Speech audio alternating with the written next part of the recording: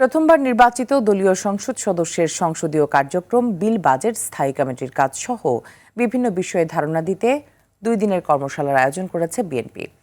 গুলশানে দলের চেয়ারম্যানের রাজনৈতিক কার্যালয়ে সকাল 10:30টায় 2 দিনের এই কর্মশালা উদ্বোধন করেন প্রধানমন্ত্রী তারেক রহমান।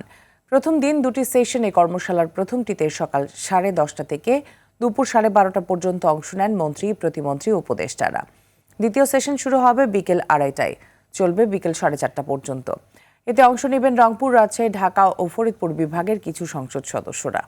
অভিজ্ঞ সাবেক আমলা, একাডেমিশিয়ান ও সাবেক সংসদ সদস্যদের মাধ্যমে এমপিদের দায়িত্ব, মন্ত্রিসভার সদস্যদের সংসদীয় রেওয়াজ ও মন্ত্রণালয় পরিচালনায় দক্ষ করে তুলতে কৌশলগত ভূমিকা কেমন হবে তা তুলে ধরা হবে এই কর্মশালায়।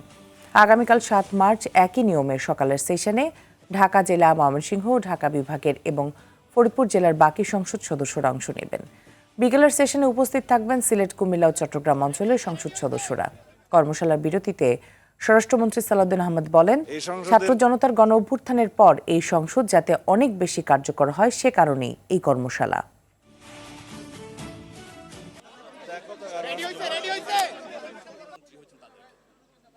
ধন্যবাদ। এই সংসদের কাছে পৃথিবীর দৃষ্টি অনেক গভীর।